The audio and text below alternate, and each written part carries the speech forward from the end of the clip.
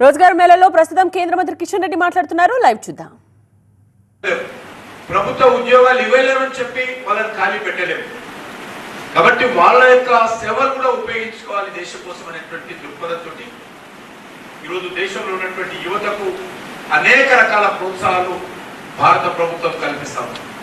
ఇంతకుముందే మోడీ గారు చెప్పారు, మనం చూస్తా ఉన్నాం. ముద్రా యోజన కావచ్చు, అనేక రకాల స్కీమ్స్ ఏర్పాటు చేస్తా ఉన్నాం.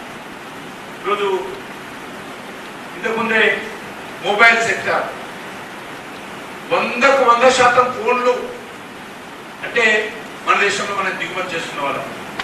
2014 2014 వచ్చేసరికి 98% సెల్ ఫోన్లు దిగుమతి చేస్తున్న వాళ్ళం. 2014లో అంటే 10 సంవత్సరాల క్రితము 2 సెల్ ఫోన్ కంపెనీలు భారతదేశంలో ఉన్నాయి. ఓఎస్ఎస్ ఫర్టిలిటీలో అమ్మ నాన్నలకి పర్సనలైజ్ ట్రీట్మెంట్ ఇచ్చారు.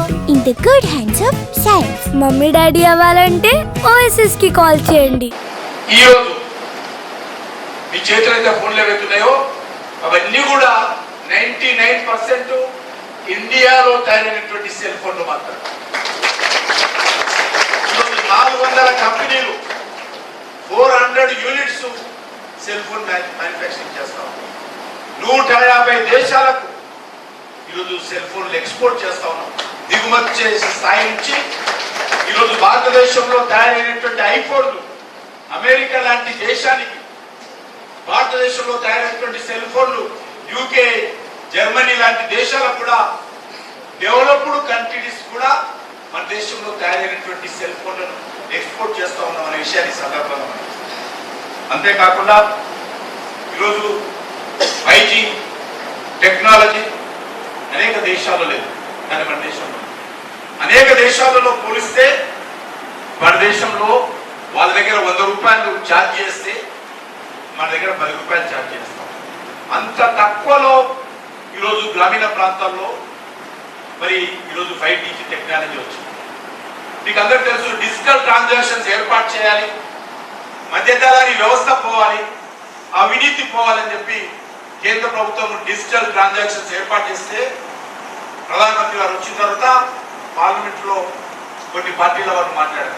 ఈ దేశంలో పేద ప్రజల దగ్గర సెల్ ఫోన్లు ఎక్కడ ఉన్నాయి, కనెక్టివిటీ ఎక్కడ ఉంది, 2G ఎక్కడ ఉంది, 3G ఎక్కడ ఉంది, అసలు సెల్ ఫోన్లు ఆపరేట్ చేస్తారా, వాళ్ళకి ఏ రకంగా ఉంది అని. ఈరోజు ప్రపంచంలో చైనా తర్వాత అత్యధికమైనటువంటి సెల్ ఫోన్లు ఉపయోగిస్తున్నటువంటి దేశము భారతదేశం అని మనం చేస్తాం. అంతేకాదు ప్రపంచంలోనే అతి తక్కువ ఛార్జీ ఈరోజు 2G కానీ 4G కానీ మన దేశంలో మనం ఛార్జ్ చెల్లిస్తాం. అంతేకాకుండా డిజిటల్ ట్రాన్సాక్షన్స్ ప్రపంచంలో నెంబర్ 1 ఈరోజు మన భారతదేశం వచ్చింది. ఎక్కడైతే నిరక్షరాస్యులు అన్నారో, ఎక్కడైతే టెక్నాలజీ లేదన్నారో, ఎక్కడైతే నవ్వారో, ఈరోజు మనము కూరగాయల దుకాణానికి వెళ్ళినా, ఒక బొమ్మల టాయ్స్ దుకాణానికి వెళ్ళినా, ఒక పాండవ దుకాణానికి వెళ్ళినా, ఎక్కడ వెళ్ళినా కూడా పే ఫోన్ సిస్టమ్ వచ్చింది. అంత నిరక్షరాస్యులు కూడా ఈరోజు ఈ యొక్క డిజిటల్ ట్రాన్సాక్షన్ ను ఈరోజు విశ్వసిస్తున్నారు, నేర్చుకుంటున్నారు, ఇంప్లిమెంట్ చేస్తున్నారు అనే విషయాన్ని ఈ సందర్భంగా మీకు మనం చేస్తున్నాం.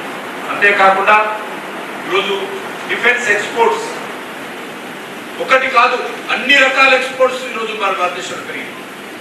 భారతదేశంలో అత్యధికమైనటువంటి మన యొక్క బడ్జెట్ డిఫెన్స్ మనం కేటాయించేవారు. అందులో more than 60% defence budget export కోసం ఖర్చు పెట్టారు, ఇంపోర్ట్ వస్తువుల కోసం ఖర్చు పెట్టుకున్నారు.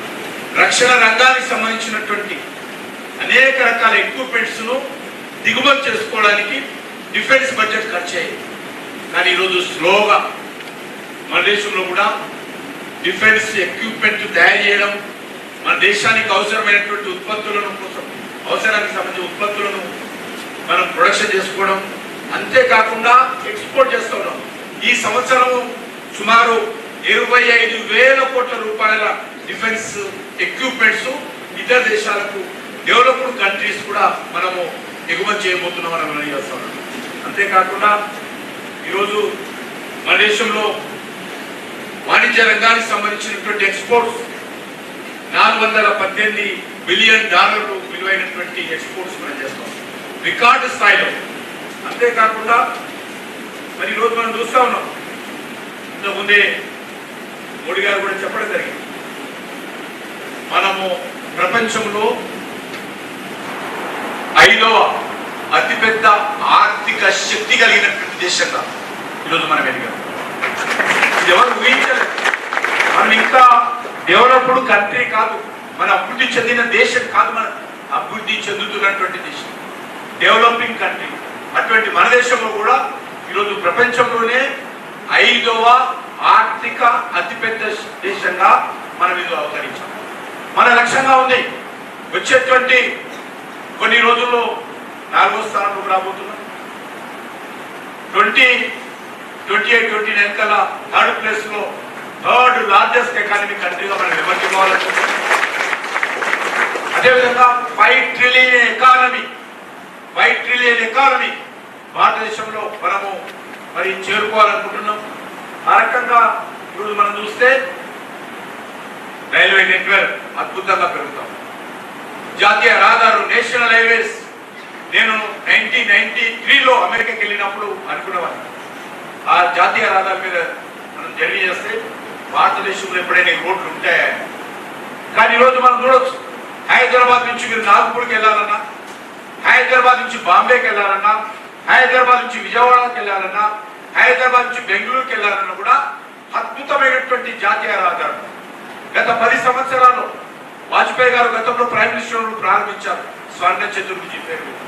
కానీ ఆ తర్వాత వచ్చినటువంటి ప్రభుత్వము దాన్ని మళ్ళీ పక్కన పెట్టింది. మళ్ళీ మోడీ గారు వచ్చిన తర్వాత జాతీయ రహదారులు కొన్ని లక్షల కోట్ల రూపాయలు ఖర్చు పెట్టి ఈరోజు డెవలప్ చేస్తా ఉన్నాం. కాబట్టి జాతీయ రహదారులు తీసుకున్నా, ఏ రంగాన్ని తీసుకున్నా కూడా ఈరోజు మనం ముందుకెళ్తా ఉన్నాం. ఇంకా ముందుకెళ్లాల్సినటువంటి అవసరం ఉంది.